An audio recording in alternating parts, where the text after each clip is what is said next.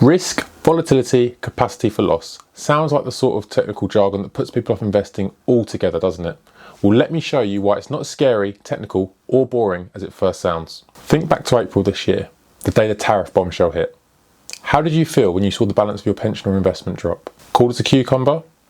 Or restless, anxious, maybe even a bit panicked?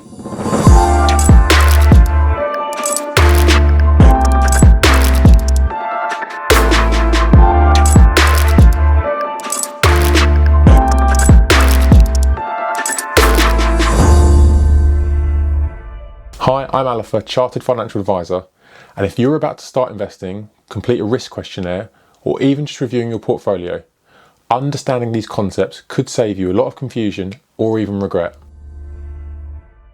Volatility is just a posh word for how much your investments bounce around. We use it as a proxy for risk. Think of it like waves in the sea, sometimes calm and peaceful, sometimes rough and choppy. Each wave rises and falls, just like investments do.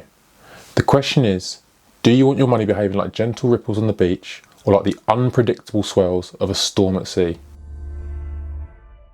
When we invest, we put money into different types of assets, hoping to make some returns. At the lower end of the spectrum, we have things like cash, fixed interest, and government bonds. As we move through things like foreign government debt or bonds, corporate bonds, property, UK, European, American stocks and shares, all the way through to emerging markets, the waves get ever more choppy. Or to put it another way, the short-term volatility gets higher, the amount the value bobs up and down. So cash deposits or government bonds don't move up and down so much, but neither do they make a great deal of return.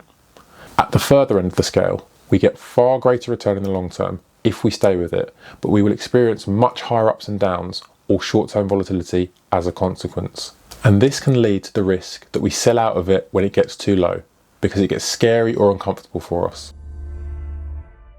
So we can think of risk and reward like a line of best fit.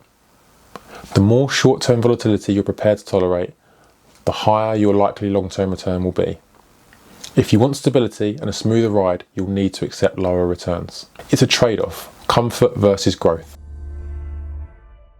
One risk people forget about is inflation, and that's the danger that the cost of living rises faster than your money grows. An example we should all be familiar with is Freddos. When Freddo bars were relaunched in 1994, they cost 10p. Now, if you put 10p into a savings account earning the Bank of England base rate, today you'd have about 27p. The trouble is, Freddos today cost about 45p, so you can't even afford the same chocolate bar. Now imagine that on the scale of your retirement. If all your money sits in cash for 30 years, your buying power could dramatically shrink. Another biggie is behavioural risk. It's easy to say you want the highest returns possible, but can you stomach the swings that come with it? When markets rise, great. When they fall, do you stay calm or do you hit the eject button? Now, if you know you'd pull your money out the moment it drops 10%, then the higher volatility end probably isn't for you. Panic selling on the way down locks in your losses. But if you can ride it out, stay invested, and remember this is a long-term journey, history shows your portfolio will almost certainly recover and grow again. Time smooths volatility. Over a single year, markets can feel wild. Over 10 years, those ups and downs even out dramatically.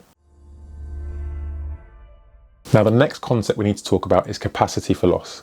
Capacity for loss isn't about how you feel when investments drop. It's about whether your finances can actually take the hit. If you need that money for a house purchase in 2 years, you simply can't afford the drop. But if it's your pension pot and you've got 15 years until retirement, your capacity for loss is much higher. Take my client who we'll call Bob. He's 52 and doesn't plan to retire until he's 65. That's 13 years away. If next year his portfolio dropped 30%, it wouldn't be pleasant, but it's not disastrous. Bob still has 12 more years for his funds to recover and grow. So we'd say Bob has a high capacity for loss. A high volatility, high growth portfolio makes sense for him. Now let's compare that with Sam. Sam recently sold his house and isn't planning on buying again for 2 years when the development that he wants to move into is finished. In the meantime, he's living with his parents. Sam took an attitude to risk test and came out as an 8 out of 10, high. He wanted to invest all his money in high risk, high volatility assets. The problem, Sam needs that money in 2 years. What if just before he's ready to buy, the market drops by 40%? Suddenly he can't afford the deposit and the house move is off the table. That's why Sam actually has a low capacity for loss. For him, cash deposits, fixed interest products make much more sense. Here's the tricky part. Sometimes being too cautious can actually be riskier than taking on more risk.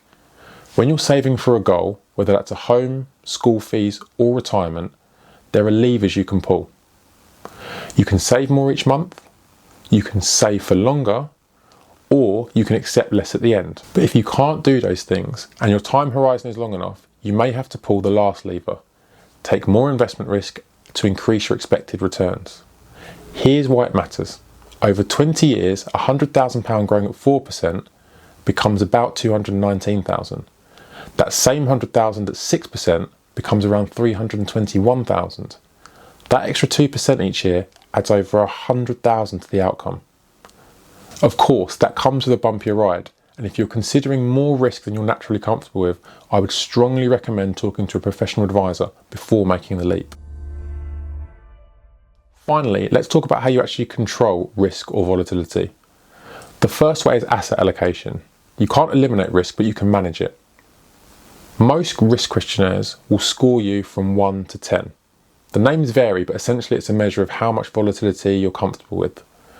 A 1 might be all cash, a 2 or 3 mostly fixed interest and bonds, and a 10 all equities or shares. Everything in between is a blend. For example, a lower risk portfolio might be 30% shares and 70% bonds. A higher medium investor might have 60% shares and 40% bonds.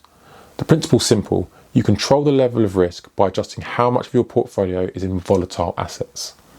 But remember, expected returns are directly tied to the level of volatility you accept. No risk, no return. And the second way to control risk is diversification, spreading your money across different types of assets and regions. And to learn more about this, you really need to go and watch this video here. I'll see you there.